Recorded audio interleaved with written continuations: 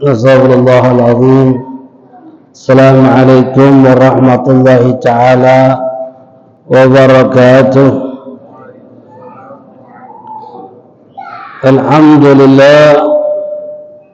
Alhamdulillah rabbil alamin wa bihi nasta'inu ala umur dunya wad din. Wassalatu wassalam ala sayyidil mursalin sayyidina Muhammad khatamin nabiyyin wa alihi wa sahbihi ajma'in. Wa la hawla wa la quwwata illa billahi 'alil 'azim.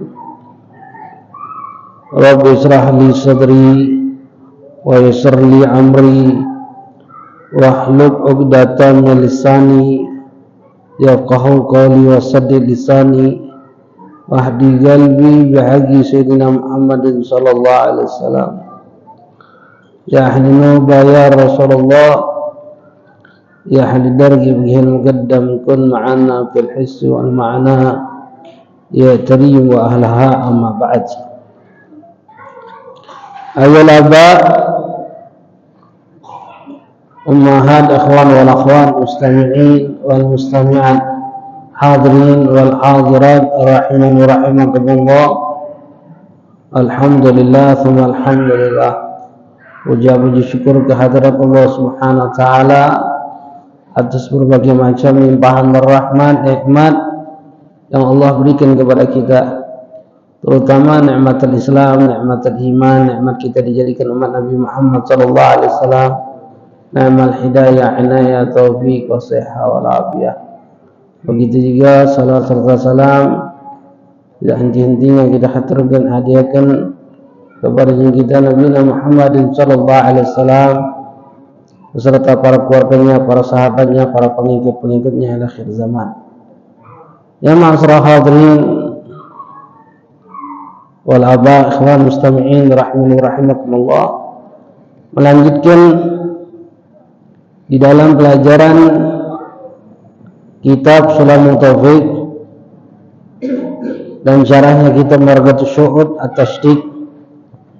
Dalam pembahasan terakhir kita membahas yahrumu man bihi hadatsul asghar awsat wa akbar. Pembahasan adalah perkara-perkara yang diharamkan bagi mereka yang mempunyai hadas kecil, sedang ataupun besar. Kemarin kita bahas adalah perkara yang diharamkan bagi mereka yang punya hadas kecil, yaitu bagi mereka yang tidak ada wudu. Yang pertama adalah salat, yang kedua adalah tawaf, yang ketiga adalah memegang Al-Quran, dan yang keempat adalah membawa Al-Quran. Empat perkara ini adalah empat perkara yang diharamkan bagi mereka yang tidak ada wudu. Jika ada satu di antara kita, jika kita tidak wudu melakukan salat ataupun tawaf ataupun memegang Al-Quran ataupun membawa Al-Quran, maka hukumnya haram. Sebagaimana tafsir penjelasan kemarin, memegang Al-Quran itu apapun yang di situ dituliskan ayat Quran, walaupun kaligrafi, memegang talinya, memegang kotaknya yang di dalamnya ada Al-Quran, memegang tali tasnya yang di dalamnya ada Al-Quran, maka semuanya hukum haram. Atau memegang lemari yang dikhususkan isinya penuh dengan Quran, maka memegang lemarinya pun juga hukumnya haram, karena itu bagian dari Al-Quran. Tapi kalau sudah dikeluarkan lemarinya dari Qurannya tersebut dikeluarkan, atau tas Al-Qurannya dikeluarkan, talinya sudah lepas, tidak nempel dengan Qurannya, maka tidak diharamkan lagi dalam syariat. Begitu juga membawa Al-Quran haram jika niatan membawa Quran. Jika ada sesuatu yang kita bawa selain Quran dengan niatan membawa sesuatu tersebut, maka tidak diharamkan dalam syariat. Itu yang kemarin. Kecuali kemarin adalah anak-anak yang umur tamyiz, umur 7 tahun ke atas, jika dia memegang Al-Quran dengan niatan untuk belajar membaca Al-Quran, maka hukumnya tidak diharamkan bagi walinya membiarkan hal tersebut. Tapi kalau di bawah tamyiz, di bawah 7 tahun ke bawah, umur 4 tahun, walaupun dengan niatan belajar Quran, maka memegang Al-Quran itu hukumnya haram bagi walinya yang membiarkan anak tersebut memegang Al-Quran. Itu yang kemarin terakhir. Kemudian juga wajib bagi kita untuk memuliakan Quran. Tidak boleh Quran diletakkan di bawah sejajar dengan kaki kita. Tidak boleh Quran itu ditumpuk. Jika ada tumpukan selain Quran, walaupun kita figih, hukumnya haram. Jadi Quran itu tidak boleh ditumpuk, apalagi numpuk kopiah, numpuk kunci, letakkan sebasingan. Jadi letakkan buku fikih saja, buku fikih, buku pelajaran agama, letakkan di baju Quran, ditumpukin Quran, hukumnya haram. Kemudian hukum menulis Quran dengan huruf Latin. Ulama berbeda pendapat. Ada yang memperbolehkan, ada yang mengharamkan. Makanya lebih baik ihtiyat, tidak salah nulis Quran dengan huruf Latin. Tidak salah nulis Quran dengan huruf Latin. Lalu kemarin juga kita bahas hukum membuang Al-Quran ke tempat sampah, walaupun satu ayat, kita buang ke tempat sampah, maka hukumnya adalah murtad, keluar agama Islam. Maka hati-hati jika di undangan-undangan yang di situ ada Al-Qur'annya. Apa yang harus kita lakukan? Ada dua perkara sebagaimana kemarin kita lakukan. Jika kita menerima Quran, menerima undangan yang di situ ada Qur'annya, maka ambil Al-Qur'annya, undangannya boleh kita buang. Qur'annya simpen. Kalau seandainya takut tercecer, maka kumpulkan Quran yang kecil-kecil itu yang sudah hancur itu, bakar. Dengan niat menjaga Al-Quran. Begitu juga buku-buku Quran atau kitab-kitab Quran yang sudah hancur, yang tidak baca lagi dibaca, layapan kalau macam itu, kumpulkan, bakar dengan niat menjaga Al-Quran. Itu yang pertama. Lalu yang kedua, jika kita hendak membuat surat undangan, tidak usahlah tulis ayat Quran di dalam surat undangan tersebut. Tidak salah tulis bismillah juga. Karena apa? Karena kebanyakan wong tidak perhatian dengan undangan. Tidak kati undangan itu disimpan, dipajang, dimuliakan negatif. Gato-gato buang. Dan kita bertanggung jawab dengan hal tersebut. Pembuangan tersebut. Karena apa? Karena sebab kitalah mereka menganggap remeh dengan Quran yang ada di dalam undangan tersebut. Jadi kalau kita nak buat undangan, tidak usah terjemahan juga, tidak usah Latin juga, buat puisi. Kalau nak kita buat puisi, lebih baik buat puisi atau kata-kata yang bagus, kata-kata yang indah, untuk mengajak wong hadir di dalam undangan tersebut. Itu saja. Kemudian sekarang ini yang kita bahas, wala junubin, dan terhadap orang yang junub. Terhadap orang yang junub diharamkan sitatu asya, 6 perkara. Bagi mereka yang junub diharamkan 6 perkara. Apa 6 perkara tersebut? Sama sebagaimana kemarin salat, sebagaimana Rasulullah SAW mengatakan la yaqbalullahu salata bi ghairi tuhur wala sadaqata min al-ghulul. Hadis riwayat Muslim, Tirmidzi, Ibnu Majah, Musnad Imam Ahmad. Rasulullah SAW mengatakan Allah tidak akan menerima salat seorang hamba yang tanpa dalam keadaan suci, dan tidak menerima sedekah dari sesuatu yang diharamkan oleh Allah Subhanahu wa taala. Riwayat hadisnya. Jadi makanya kata ulama, dari riwayat inilah hadis-hadis ini banyak riwayat tersebut salat wajib menggunakan dalam keadaan suci, tidak boleh dalam keadaan tidak kate wudu. Apalagi dalam keadaan junub. Junub itu apa sih? Junub itu secara bahasa adalah artinya bu'ud, wong yang jauh. Arti junub itu secara hukum syariat, istilahan kata ulama, junub itu adalah amrun i'tibari yaqumu bil badan, perkara yang dianggap yang nempel di badan kita, junub. Wong yang melakukan junub itu baca 2 perkara. Yang pertama keluar mani, yang kedua adalah jima. Masuknya kepala dakar ke dalam farji. Yang laki dan perempuannya wajib mandi, dikategorikan dengan junub. Dikatakan nama. Ketika seorang itu junub, haram di antaranya salat.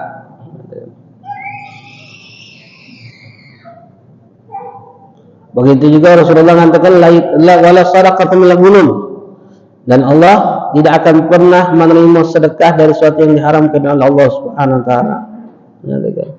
Baik dari hartanya yang haram atau hukum sedekahnya yang diharamkan oleh Allah. Contoh harta yang haram itu adalah misalnya duitnya boleh maling, duit boleh korupsi, ini katakan mengambil hak orang lain. Sedekah ini, walaupun sebanyak apapun sedekah dia tidak akan pernah diterima di sisi Allah Subhanahu wa taala. Atau perbuatan yang diharamkan oleh Allah. Sedekahnya apa? Sedekahnya, hadiahnya itu diberikan kepada siapa? Kepada wong yang punya urusan dengan dia, ini katakan. Seperti ke pemerintahan, ini katakan. Ada unjuk hadiah itu apa punya? Rasuah, ini katakan. Rasuah, sogoan itu haram. Ada nimo sogoan itu apa punya? Haram, ini katakan. Saat ini sedekah, ada sedekah apa di namanya terus disebutkan serangan fajar. Nah, dengar lagi ada kan? Ada, hati-hati, haram kita nerimanya. Mengatakan tidak berhak kita nerimanya. Mengatakan hati-hati dengan itu. Walaupun terima tidak usah pilih, tidak usah juga. Tidak usah terima, tidak usah pilih. Tidak usah terima, tidak usah pilih. Mengatakan sebelum jadi pejabat lagi sudah berani nyogok nih. Rasuah itu. Nak sebutan dia hadiah, nak sebutan dia sedekah, tapi perbuatan itu adalah rasuah. Kenapa? Karena dia ada unsur keinginan untuk kita memilih dia. Nah, bahasa kita adalah ada udang di balik batu. Di hati-hati dengan rasuah itu. Si pelakunya yang nerimanya finnar, kata Rasulullah, akan di dalam neraka Allah Subhanahu wa taala. Hati-hati dengan rasuah ini. Rasuah ini banyak sifatnya. Banyak contohnya, di antaranya gawian dengan mereka kagetnya untung balikan. Rasuah itu tetap rasuah walaupun selesai gawian. Sudah selesai gawian baru kita lihat walaupun rasuah itu. Ustaz anak banyak yang ngomong tapi Ustaz tidak di depan Ustaz, injaknya di belakang sama be antu galau. Antu galau. Jadi hati-hati. Hati-hati. Tapi kan juga sedekah anak ni hadiah. Rasuah. Ada orang datang ke Sayyidina Umar Abdul Aziz. Ada orang datang kepada Sayyidina Umar Abdul Aziz. Sayyidina Amir Mu'minin pada saat itu memberikan hadiah. Maka ditolak oleh Sayyidina Umar. Maka orang itu mengatakan dalil, ya Umar, siapa kau berani nolak hadiah? Sedangkan Rasulullah tak pernah nolak hadiah. Rasulullah tidak pernah nolak hadiah. Makanya kalau kita dikasih hadiah jangan ditolak. Tapi ingat siapa kitanya? Siapa kitanya? Maka Sayyidina Umar ngomong, ya Umar, siapa kau berani nolak hadiah? Rasulullah tidak pernah nolak hadiah. Maka Sayyidina Umar mengatakan, janganlah hadiah. Kalau itu yang dibuat sahabat kepada Rasulullah itu hadiah. Karena li hada syuah. Tapi apa yang kau tunjuk untuk Gus sekarang ini adalah rasuah, sogokan. Walaupun nama bahasanya hadiah, sedekah, hati-hati. Karena perilakunya juga haram. Banyak sedekah yang diharamkan. Contoh lagi apa sedekah yang diharamkan? Piutang, bayar nanda, sedekah dia. Haram hukumnya. Utang nanda bayar tapi nak sedekah. Hukum sedekahnya apa hukumnya? Haram, hati-hati. Makanya kalau kita punya hutang lebih baik bayar hutang. Kalau hutangnya sudah jatuh tempo, kalau belum jatuh tempo tidak apa-apa. Tapi kalau sudah jatuh tempo hutangnya, maka sedekah yang kita keluarkan hukumnya haram. Kenapa? Karena kita punya kewajiban untuk membayar hutang itu dewek. Hati-hati. Ini hubungan sedekah, hutang anak bayar. Menyatakan pikirnya lah semua masuk surga sedekah. Enggak haram, sedekahnya dewi adalah dosa. Hati-hati. Makanya Rasulullah SAW mengatakan la yaqbalullahu salatan min ghairi tuhur wala sadaqah min ghulul. Allah tidak akan menerima salat dalam keadaan suci tanpa adanya kesucian dan tidak menerima sedekah daripada harta yang diharamkan oleh Allah Subhanahu wa taala. Kemudian kecuali kata ulama, junub ini wajib dia mandi. Jika dia tidak mampu untuk mandi, apa yang dia lakukan? Tayamum. Jika tidak memungkinkan dia tayamum, apa yang dia lakukan? Tetap salat. Dihormati waqt, untuk menghormati waktu salat tersebut, namun salatnya fardhu tahrain, tidak ada dua kesucian. Tidak ada sucian dengan menggunakan air, tidak ada kesucian menggunakan debu, yaitu tayamum tersebut. Yang kedua adalah tawaf. Diharamkan bagi yang junub melakukan tawaf. Sebagaimana Rasulullah mengatakan tawaf di bait salah. Tawaf itu di Ka'bah itu seperti salat. Lalu yang ketiga adalah memegang Quran. Diharamkan bagi mereka yang dalam keadaan junub memegang Quran. Siapa yang junub yang memegang Quran ini yang diharamkan oleh Allah? Yang dia seorang muslim. Ini katakan haram. Berbeda kalau seandainya dia adalah orang kafir. Ini katakan. Jika dia orang kafir, ini katakan, maka wajib bagi kita mengambil Quran di tangan orang kafir tersebut. Ini katakan. Hukumnya wajib mengambil Quran dari tangan orang kafir tersebut. Hukumnya adalah wajib. Ini katakan. Kecuali niatkan, apakah boleh mengajarkan orang kafir itu membaca Quran? Jingok kata ulama. Jingok niatkan. Jika ada harapan dia bakal masuk Islam, maka boleh bagi kita untuk kita ajarkan dia baca Quran. Jika tidak ada harapan dia bakal masuk Islam, menyatakan, maka tidak diperbolehkan dia diajarkan membaca Quran. Menyatakan. Bahkan kalau seandainya ada harapan dia bakal masuk Islam pun ulama berbeda pendapat. Ada yang mengatakan boleh, ada yang mengatakan tidak diperbolehkan tetap. Kapan bolehnya? Masuk Islam dulu, baru ajarkan Quran. Boleh tak kita menunjuk hadiah orang kafir Quran? Haram hukumnya. Menjual kepada mereka pun hukumnya haram, walaupun ada harapan dia bakal masuk Islam, walaupun ada harapan dia bakal masuk Islam. Wa amma idza ra'aynahu yata'allamu fa hal jamna'u, kalau kita mendengar ada orang kafir lagi belajar baca Quran, apakah kita wajib cegah? Ini katakan ulama dua pendapat, ada yang mengatakan harus cegah, ada yang mengatakan tidak perlu dicegah. Itu hukum orang kafir. Ini katakan memegang Quran. Kemudian hukum menulis Quran. Hukum menulis Quran bagi mereka yang punya hadas kecil ataupun hadas besar. Kita tak nak kata wudu, boleh tak menulis Quran? Menulis Quran. Idza kataba junub aw muhdithun mushafan in kana yahmil warqa wa yamsuhu ala kitabah fa huwa haram. Jika nulis di Quran tersebut sambil membawa kitab yang membawa bukunya, atau sambil memegang tulisan itu, hukumnya haram. Bagi nulis Quran bagi mereka yang junub ataupun dalam keadaan hadas kecil. Wa in lam yahmilha wa lam yumsaha fa fi salasa'uju. Jika nulis tanpa memegang Qurannya, tanpa menyentuh kertasnya itu, nulis niatkan. Tanpa membawa Qurannya, maka ada tiga pendapat. Yang asah, pendapat yang pertama, diperbolehkan tanpa megang, tanpa membawa, diperbolehkan. Yang kedua mengatakan tidak boleh. Lalu pendapat yang ketiga, yajuz limusdis wa haram 'ala junub, diperbolehkan bagi yang hadas kecil dan diharamkan bagi mereka yang hadas besar, junub. Dikatakan ulama.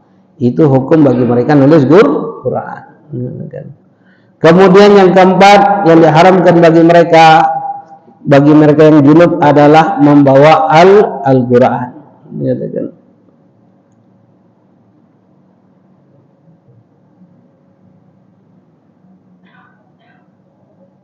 Lalu yang kelima, diharamkan bagi mereka yang junub adalah Qiraatul Quran, membaca Al-Quran.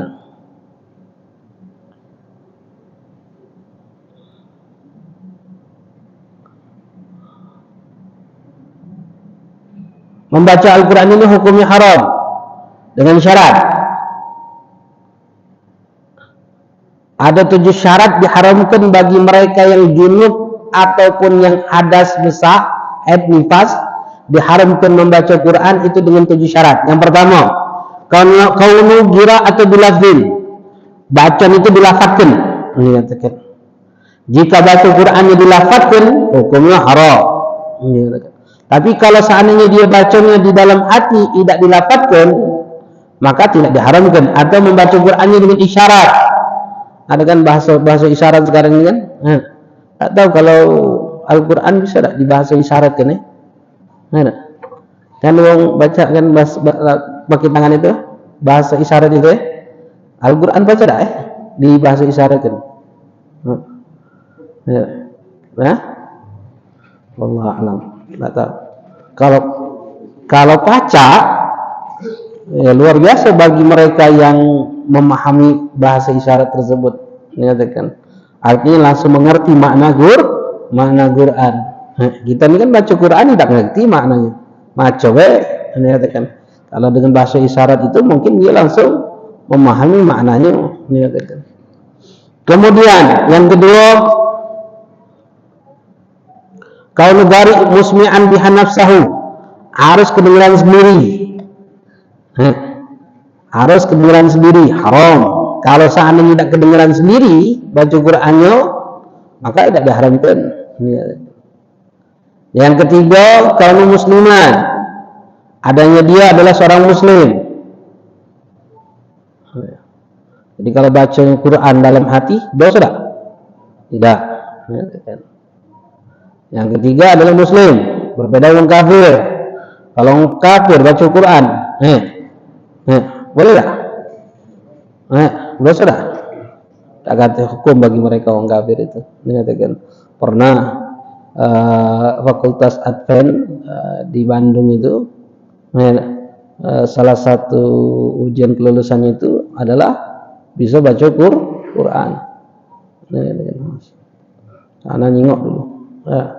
Mereka wisudahnya itu baca Quran. Baca Quran. Bayangkanlah, ini lulusan IAIN belum tentu baca Quran. Lulusan IAIN pada menyatakan, ngajar anak ketemu sama budak-budak lulusan IAIN tidak baca Quran. Masya Allah. Ini Advent kafir, wisudahnya baca Quran depan kami. Bayangkanlah baca Quran baru kami. Lalu yang ketiga, yang keempat, kaum mukallaf, balai dan berakal. Kalau budak kecil junub, mungkin tak budak kecil junub? Mungkin tak budak kecil junub? Mungkin tak budak kecil junub?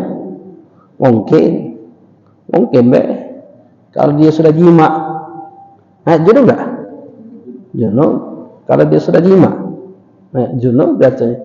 Walaupun dia masih kecil. Baca Quran, haram tak? Tidak. Syaratnya balai mukallaf, kaunuhu mukallafan, balai dan berakal. Jadi kalau tidak balai, tidak berakal, tidak diharamkan. Jadi budak kecil walaupun junub dia baca Quran tidak berdosa. Lalu yang kelima, kono atabihi Qur'anan, yang dibaca adalah Quran, yang dibaca adalah Quran. Kitabullah yang sifatnya Quran, bukan Taurat, bukan Injil, bukan ayat-ayat yang dimansuh, ayat-ayat yang dihapus. Itu tidak diharamkan. Banyak ayat-ayat yang dihapus itu, di antaranya apa? Asy-syaikhu wasy-syaikhatu idza zana ya farjimuhuma albattah nakalan min Allah wallahu azizun hakim. Ini ayat dihapus oleh Allah Subhanahu wa taala, ayatnya dihapus.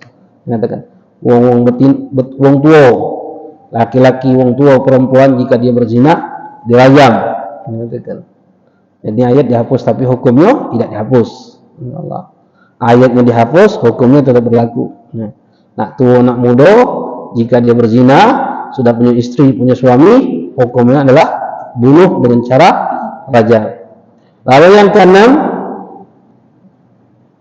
ghazlu qiraah wahdah, dengan niat untuk membaca Quran, dengan niatan untuk membaca Al-Quran, hukumnya haram. Dengan niatan untuk baca Quran, hukumnya haram.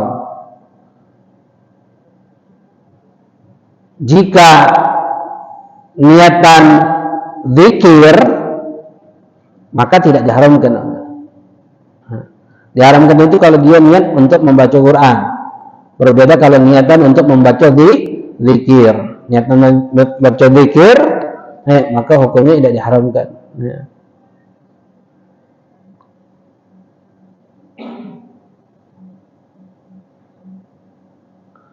Contoh, niatan zikir. Contoh, ada jenazah, kabar ada jenazah. Ucapkan apa?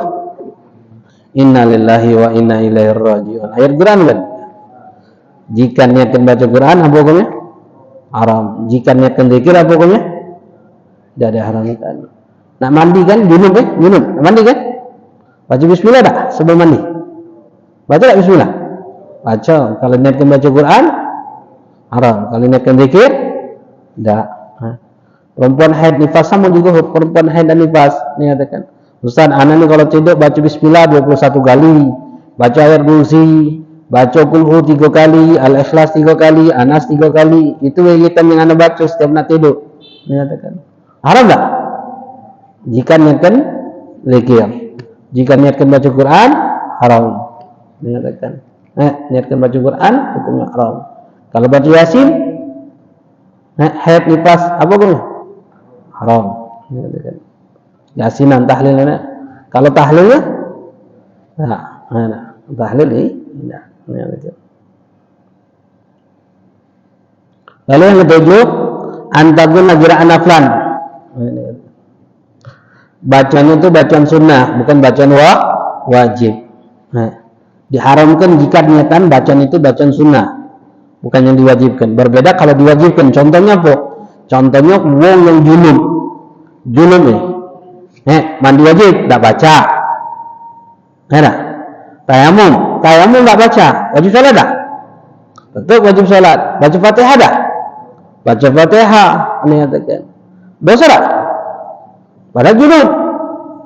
Baca Fatihah, dosa tak? Dosa tak? Padahal baca Quran.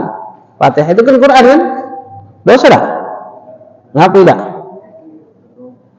Karena bacanya wajib. Fatihah itu wajib. Kalau baca suratnya, apa hukumnya? Haram. Karena bacaan surat hukumnya sunnah. Ini 7 syarat diharamkan membaca Quran bagi mereka yang junub ataupun haid dan nifas. Nanti kita bahas itu. Hati-hati. Lalu yang ketujuh, yang keenam yang diharamkan bagi mereka yang junub adalah dukhul fil masjid. Masuk ke dalam masjid.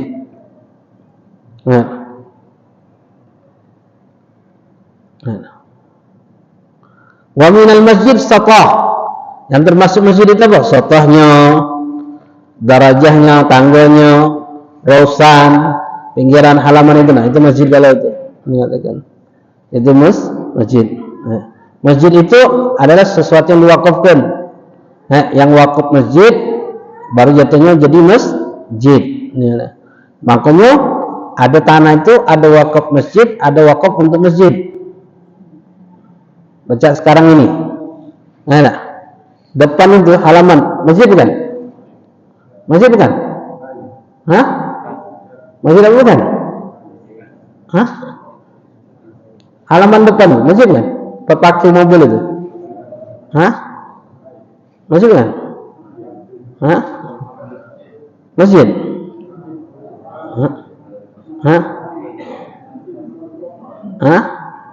Makanya pahami jangan. Jadi kalau ada sebidang tanah, anak wakafkan ini masjid, maka sebidang tanah ini jadi masjid. Jadi buat WC-nya di mana? Di luar. Tak boleh baca WC di dalam masjid.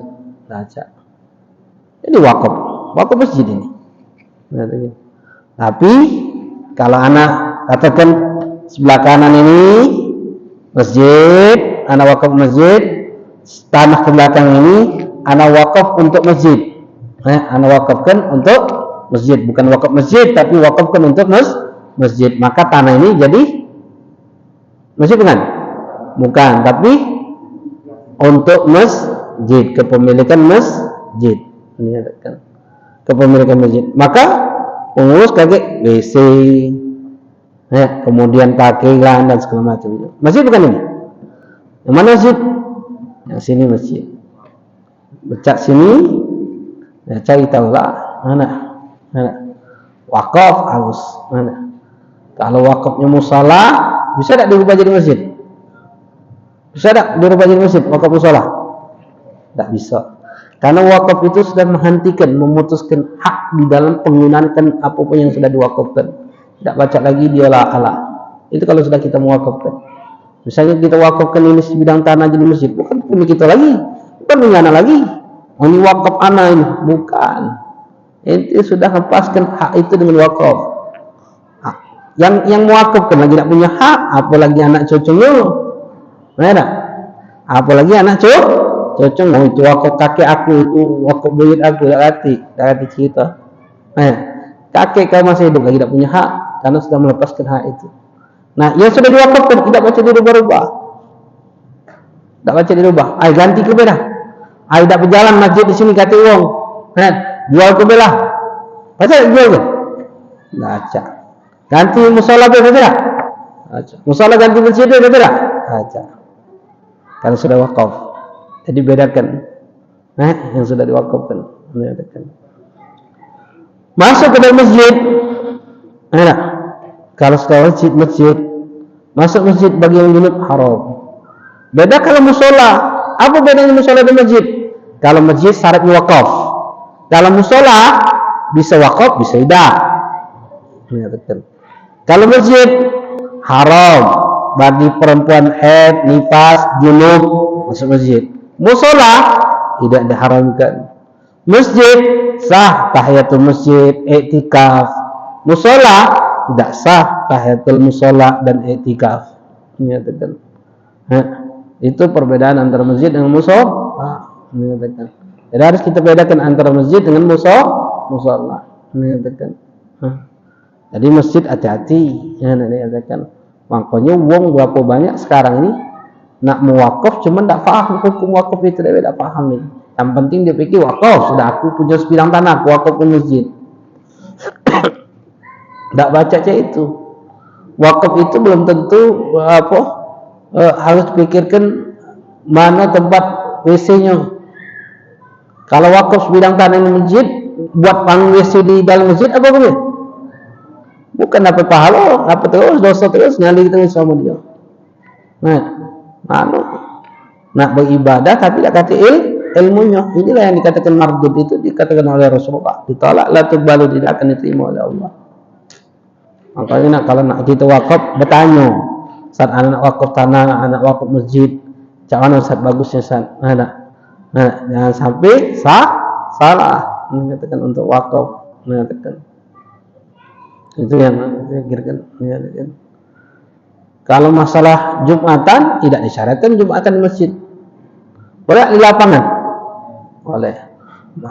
Masjid itu yang penting yang diwakafkan. Kalau sudah wakaf tanahnya, maka dari bawah ke pojok itu masjid. Kalau wakaf pojoknya maka pojoknya masjid, bawahnya bukan masjid. Bisa jadi, misal ada dua bangunan, pojok anda wakafkan masjid, bawah anda jadikan tempat tinggal. Boleh tak? Boleh. Selagi ada bangunan ini, maka wakaf. Bangunan hancur, hilang wakafnya. Wakaf ini, bangunan ini hancur, hilang wakafnya. Bisa jadi. Ini tidak wakaf tanah masjid pendek kan? Hanya 2 tingkat. Masjidnya 2 tingkat. Biasanya di mana? Di bawah. Ngaco. Jadi banyak kencing segala macam di mana itu? Masjid. Dosa galau. yang wakafkan dosa kalau tu. Yang kencing di situ juga dosa juga. Yang diam akan hal itu dosa juga. Mengatakan. Makanya nak hati-hati. Makanya kalau nak beribadah harus ada ilmu. Kalau nak wakaf saya nana bertanya, jangan sampai kaget salah di dalam hal yang diwakafkan. Mengatakan. Kalau niatan wakaf dia belum wakaf, belum. Wakaf itu harus dilafatkan nanti. Harus dilafatkan, harus ada ijab qabulnya. Mengatakan. Harus ada ijab qabulnya. Nanti banyak wakaf itu syaratnya banyak. Nanti ada pembahasannya. Mengatakan. Tak tahu kitab ini ada apa tidak, lupa. Masuk masjid bagi mereka yang junub hukumnya haram.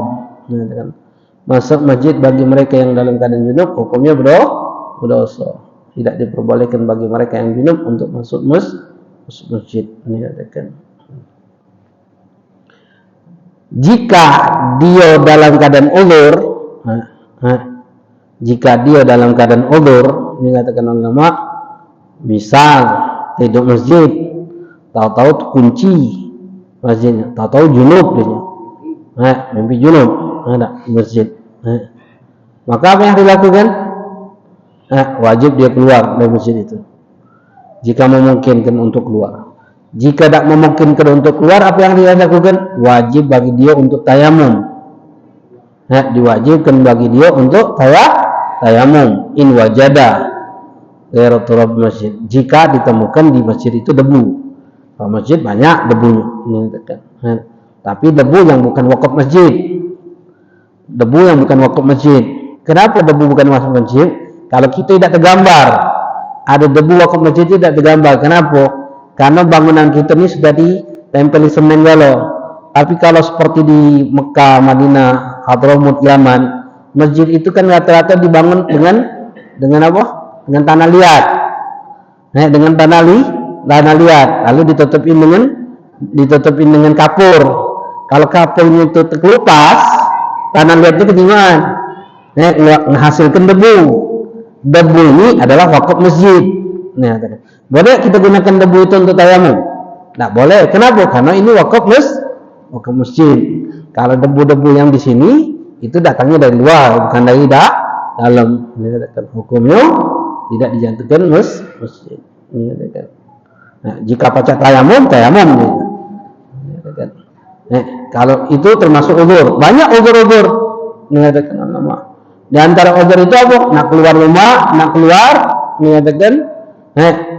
dari masjid tapi takut ada musuh atau ada uang yang diutanginya, yang dia ngutang uang itu, cuman dia tak mampu bayar, dia tagihnya, sedangkan dia tak katik. Mengatakan. Maka uzur itu boleh sebutan di dalam masjid walaupun dalam keadaan junub. Mengatakan. Tapi dengan syarat dia tak baca bayar. Mengatakan. Bukan tak galak bayar. Kalau tak galak bayar dosa. Dan syaratnya juga bukan muslim yang diharamkan. Berbeda kalau kafir. Kalau kafir boleh tak masuk masjid? Dikatakan. Fala yamna'u. Tidak. Wala yajuz lahu dukhul masjid wala ghairu junub illa bi idznil muslim.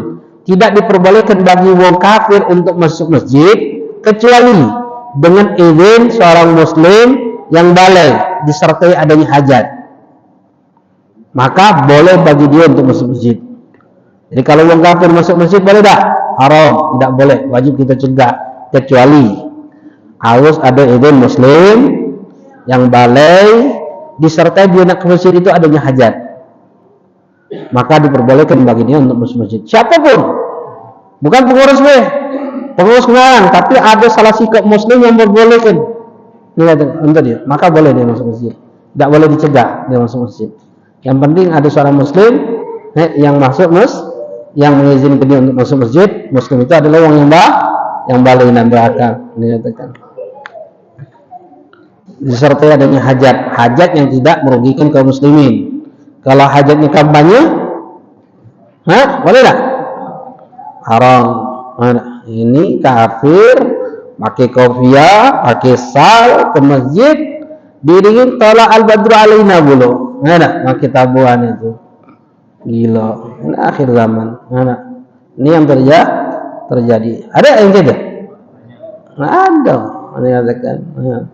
Tak lagu itu gosibah itu adalah sambutan untuk datangnya Rasulullah ke kota Madinah. Ini digunakan dibaca untuk nyambut kafir termasuk masjid untuk kampanye. Menyatakan. Masya Allah. Nah, isinya pondok pesantren pula, alasannya kiai pula, mana ngaco. Alhamdulillah. Wallahu a'lam bisa. Ada yang nampak ini.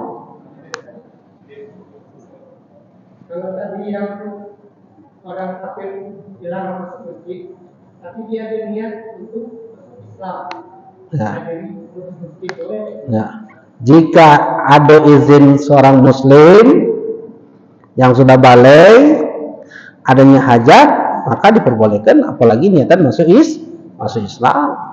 Bagus menyatakan. Nah, kalau ada orang masuk Islam, tidak salah kita tunda ya dah. Kaget lihat dulu lihat tanya Ustaz dulu. Tidak boleh, murtad gitu. Apa yang harus lakukan? Kalau ada orang masuk Islam, ucapkan 2 kalimat syahadat. Ada yang maksud? Kati. Nah, sudah. Kami balik tidak? Balik. Belakang. Ucapkan 2 kalimat syahadat.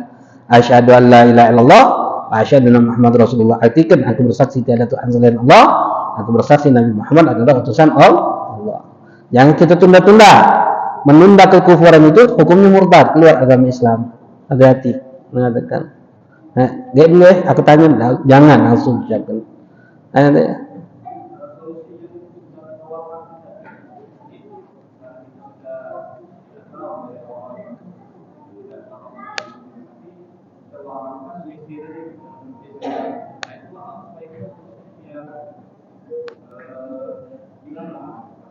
Keharaman tadi, jangan diwakafkan dalam masjid.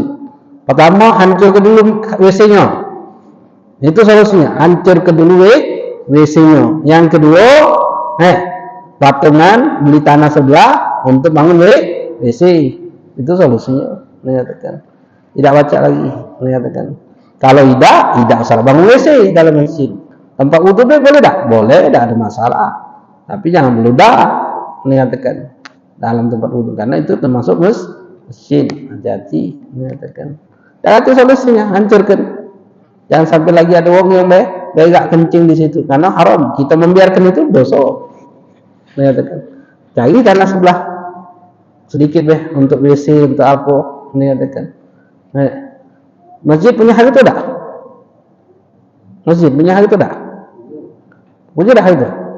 Punya lah hak itu. Ini lampu, kipas, macam kapan ini punya masjid tak? Hak itu masjid. Menyatakan. Milik masjid. Masjid bukan? Masjid bukan? Masjid bukan? Kipas itu. Masjid bukan? Kipas masjid bukan? Bukan. Tapi harta masjid sifatnya wakaf tak? Wakaf apa hibah? Kalau wakaf tak acak di apa-apa lagi. Nah, cak asin. Wakaf masjid atau hibah masjid? Kalau wakaf nak camano lah dah baca di apa-apa lagi sudah. Rusak benar ke. Rusak lagi tak baca lagi camano. Baca tak jual? Acak. Kalau hibah kepemilikan masjid, rusak, jual. Untungnya beli lagi yang baru, bukan wakaf sifatnya. Jadi masjid, kalau pengurus masjid tidak salah menerima wakaf. Terima apa hibah, maksudnya hibah. Itu lebih baik karena hal itu masjid. Mana? Becak duit tu. Hibah bukan ya? Duit yang celeng-celengan, hibah kan? Untuk masjid kan? Untuk masjid. Kapan bermanfaat? Kalau dikelola, dimanfaatkan lagi untuk memakmur ke masjid. Kalau dikimpel-kimpelin, simpen masjid ratusan juta, makmur tidak masjid itu, sepi masjid itu. Kami menjawab, bungkus. Ada yang tanya?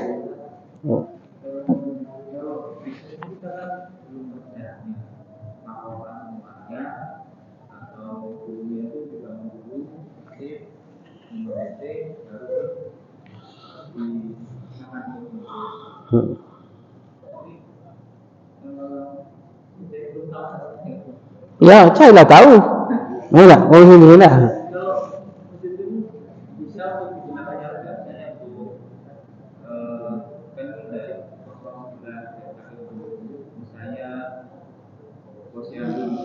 Oh, tak boleh posyandu. Enggak boleh masjid kalau posyandu. Masjid ini boleh posyandu masuk? Tak boleh. Masjid itu boleh hanya digunakan untuk kemaslahatan masjid. Posyandu itu bukan untuk maslahatan masjid. Dikatakan. Enggak. Apalagi posyandu, head nifas masuk galau itu. Nah, ibu-ibu tuh nifas kan masih kan? Enggak, suntian pertama. Belum selesai nifas masuk masjid. Tanggung jawab pengurus masjid. Hah? Nikah boleh, enggak boleh campur lanang betina. Bisa kan lanang betina. Perempuan juga pakai baju yang rapi. Kalau campur lanang betina makhluk haram. Enggak dosa menyatakan. Bisa kan nak nikah sini, lanang di sini, betina di luar. Menyatakan. Nah, itu dah apa betina di luar. Nah, pasang tenda di luar tak katanya. Kalau perempuan-perempuan ini kan belum headnya, kan kadang yang hadir itu headnya segala macam. Nah, apalagi di kodong yang dua, nah, halal belum sudah di kodong yang dua. Menyatakan. Nah, habisnya sudah akad nikah tuh. Nah, ya Nabi salam cibika-cibiki. Teko ketik yang salaman. Amu betina itu. Pakai kuak lah betina, tidak apa-apa sudah nikah, halal apa dia? Lakinya halal, kau tidak halal dia laki gini wong. Dia katakan, ya halal yang mana? Dia katakan dia bini wong. Dia katakan, hati-hati itu, banyak kanji itu. Ada nih. Ada orang yang bangun masjid sama bisnisnya semuanya, terus diserahkan diwakafkan. Itu gimana? Sudah jelas, berarti yang diwakafkan itu yang mana? Yang masjid jadi masjid, yang WC jadi WC. Makanya harus jelas. Kalau kita nak bangun itu misalnya bangun sudah diwakaf, sudah bangun, sudah. Nah, bangunan masjid ini aku wakafkan masjid. Tanah-tanah sekitar ini, WC ini aku wakafkan untuk masjid, harta masjid. Jadi kepemilikan punya masjid. Itu yang lebih bagus. Ada ini ya.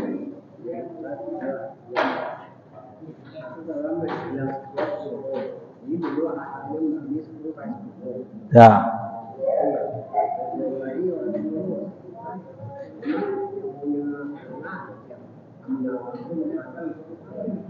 Ya.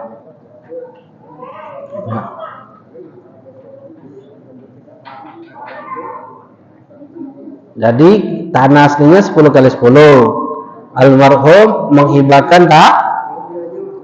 Ya, bangunnya. Bangunan aslinya. Ya, sisanya dihibahkan untuk pengurus. Jadi pengurus yang ngolahnya. Iya, tinggal pengurus B yang muwakafkannya. Kalau sudah pengurus muwakafkannya, maka ini jadi masjid. Nah, ada uang yang nadir yang megang wakaf itu, menyatakan. Ada.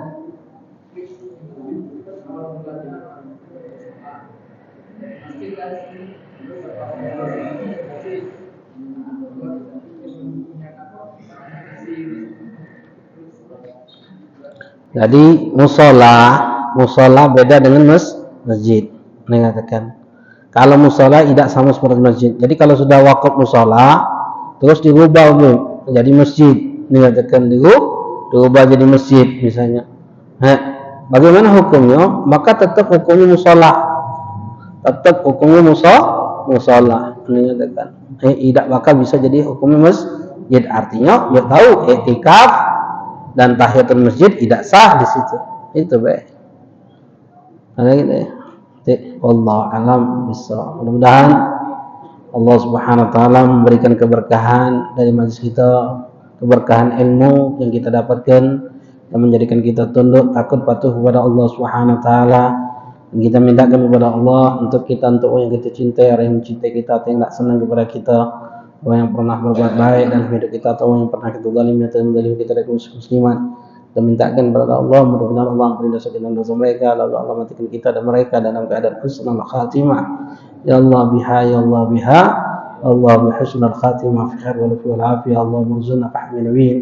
هذا نصلي شرط الحملة المقربين اللهم علمنا بعلم زينا بحلم وأكرمنا بتقوى جميلنا بالعافية يا أرحم الراحمين وصلى الله على سيدنا محمد النبي الأمي وعلى آله وصحبه وسلم سبحان ربك رب العزة عما يصفون وسلام على المرسلين والحمد لله رب العالمين سبحانك اللهم وبحمدك أشهد أن لا إله إلا أنت أستغفرك هذا ما أقول لكم ولكم منكم السلام عليكم ورحمة الله تعالى وبركاته